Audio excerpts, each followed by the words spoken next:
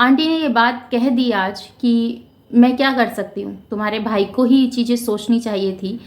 थोड़ा और लेट कर लेते तो क्या हो जाता, पूजा की डिलीवरी हो जाती। एक ही बहन है तो देखो यहाँ पे दुख होता है, यहाँ पे दुख होता है क्योंकि आपके पास एक बहन हो और वही आपकी, क्योंकि दो भाइयों के बीच में जब बहन होती है ना तो कहते हैं बहन रानी बन के राज करती है, ऐसा कहा जाता है।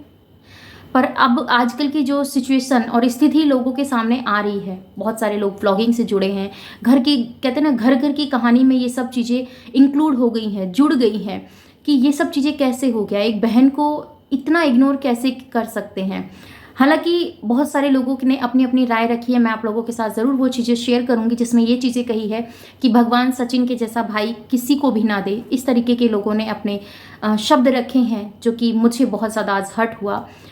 एक इमेज होती है और उस इमेज को कहते हैं कि लोग आपके व्यूज़ के माध्यम से, आपके वर्ताव के माध्यम से, आपकी जो एक इमेज होती है उस इमेज से अगर आपको लोग परमानेंटली सब जानते हैं और इन केस अगर आपके घर में कोई ऐसी बात हो जाती है, उसके ब्याह पे लोगों का नज़रिया चेंज हो जाता है। वो इसलिए चेंज हो जाता है क्योंकि उनको ऐसा लगता है कि ये सब जो चीज़ें हो रही हैं ये काश में इन चीज़ों को रोक लेता है या फिर ये सब चीज़ें हो जाती। क्योंकि अभी कुछ टाइम पहले सचिन ने अपनी लाइव किया था, उस लाइव में सचिन ने ये बात कही थी कि घर एक या दो के नाम हो सकता है, घर में दो लोगों का नाम हो सकता है, एक तो जो हेड है उसका और नॉमिनी में जो नाम जाता है उसका। ठीक है, अब नॉमिनी में क्योंकि जाहिर सी बात है, क्योंकि प्रिंस ने इसके ऊपर 2-3 वीडियो बना दिया था इस चीज़ को लेते हुए कि वो जो घर बन रहा है उस घर पे मेरा हक है या नहीं है। तो आंटी जी ने और अंकल जी ने इस चीज़ को कहा, बताया, समझाने की कोशिश की अपने व्यूअर्स को भी, और सचिन प्रिंस के मन में जो सवाल हैं उनके जवाब देने की भी कोशिश की।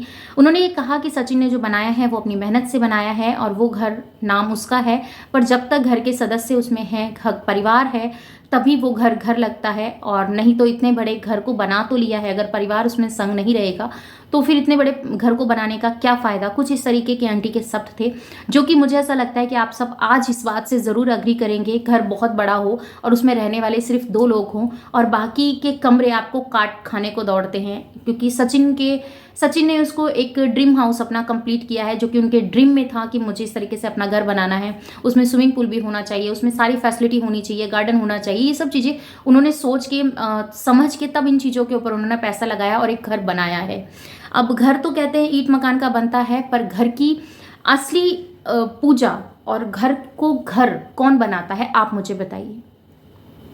माँ बाप, भाई बहन, पत्नी, बच्चे। मनीषा और सचिन की लाइफ पूरी तब होगी जब उनके घर में एक नन्हा सा मेहमान आ जाएगा, क्योंकि कहीं ना कहीं ये बात आंटी को खलती है और आई थिंक जो भी लोग अब तक जुड़े होंगे उनको तो उनको भी उनके माध्यम से खलती है कि सचिन और मनीषा जल्दी से पेरेंट्स बन जाएं। क्योंकि जब तक आप पेरेंट्स नहीं बनते हैं तब तक आपको अपने पेरेंट्स की दर्द का अनुभव नहीं हो सकता है, ये मुझे लगता है।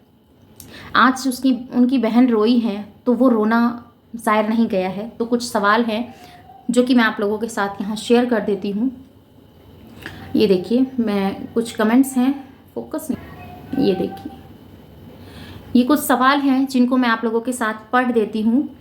तो ये लिख रहे हैं, you are right. Gupta ji हैं, इन्होंने ये लिखा है कि गृह प्रवेश बाद में भी हो जाता और इन जुलाई, मतलब जुलाई में भी आपके घर का गृह प्रवेश हो जाता और पूजा की डिलीवरी भी हो जाती। उस खुशी में अगर बहन आपके पास आती तो आपकी खुशियों में भी 4 चांद लग जाते, इनका ये कहने का मतलब है।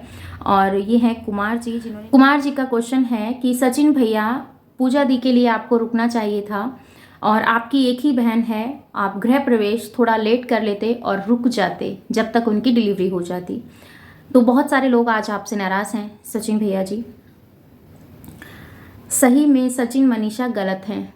कभी नहीं सोचा था कि इस तरीके के कमेंट्स भी पढ़ने को मिलेंगे, बट कहते हैं आपकी इमेज आप लोगों के बीच में क्या जा रही है वो आपके कमेंट्स ही अच्छे से बताते हैं।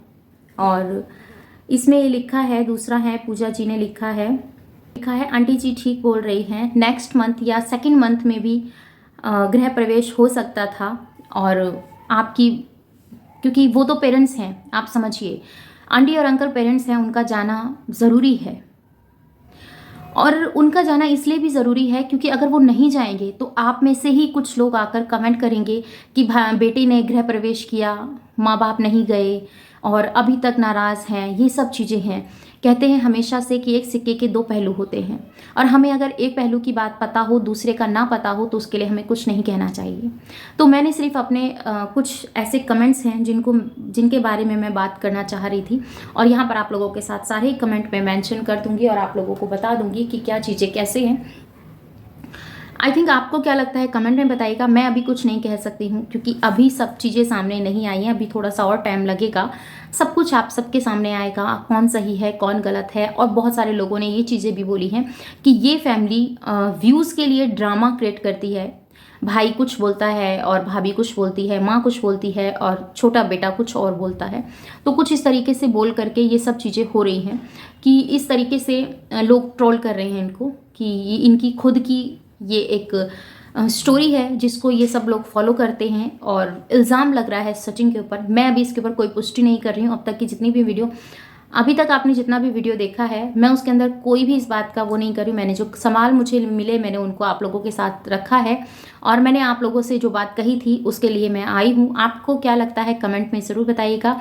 आशा करूँगी कि अब जो चीज़ें हो गई हैं वो तो टल नहीं सकती है, बट पूजा हमेशा से खुश रहें और उनकी जो प्रेगनेंसी की जो डिलीवरी डेट है वो टाइम पर ही हो। इतने आंटी जी आ जाएं और वो अपने आप को अच्छे से हिम्मत रख के, स्ट्रॉन्ग वुमन की तरह अपने आप के अंदर हिम्मत रखें। देखो रोना तो आता है कि एक भाई का गृह प्रवेश हो रहा है और उसके अंदर बहन ना जाए। बहन बहुत सारे सपने सजाती है मायके में अगर कुछ होता है, और यहाँ पर एक खाली पूजा के लिए सवाल नहीं उठता है, यहाँ पर उनकी फैमिली वो भी सवाल उठाएगी। क्योंकि जो कल अभी जो वीडियो पोस्ट हुआ है उनकी उस वीडियो के ऊपर सिर्फ पूजा के ऊपर सवाल नहीं उठेगा, पूजा के इन-लॉज भी उस पूजा के ऊपर सवाल उठाएंगे। क्या तुम्हारा भाई 2 महीने रुक नहीं सकता था? क्या तुम्हारा भाई थोड़ा टाइम रुक जाता तो क्या चला जाता? अगर तुम्हारी डिलीवरी होती तो तुम जाती, बहुत अच्छा लगता। अब तुम यहाँ हो, तुम्हारी फैमिली मतलब पेरेंट्स वहाँ हैं, तो ये सब चीज़ें हैं। हालांकि उनके हस्बैंड आ चुके हैं घर पे, वो अकेली नहीं है, क्योंकि ये आप लोगों को अगर डाउट हो कि पूजा अकेली हैं तो वे अकेली नहीं है। आंटी जी सारी व्यवस्था अच्छे से करके गई हैं कि अगर कोई बात होती है तो उसमें आंटी जी और हमेशा से रेडी रहें। इन सब चीज़ों को देखते हुए उन्होंने अपने जमाई को घर बुला लिया और कोशिश यही है कि जल्द से जल्द ये सब चीज़ें करें और करके वापस आ जाएं, क्योंकि बेटी को मायके में बुलाकर डिलीवरी करना आसान नहीं होता। बहुत सारे रिस्क होते हैं, चाहे आप कितने भी महाराजा हो, राजा हो, या आपके घर में किसी चीज़ की कमी ना हो, पर जो सासरे की एक ठप्पा होता है ना कि मायके में जाके ये हो गया। क्योंकि एक कहावत है, मैं आप लोगों के साथ ज़रूर शेयर करूंगी कि ननिहाल से आए हुए बच्चों को दादी देखकर हमेशा से ये कहती है मेरा पोता पोती कितना दुबला हो गया है, क्या तुम्हारे ननिहाल में खाने को नहीं मिला तुम्हें?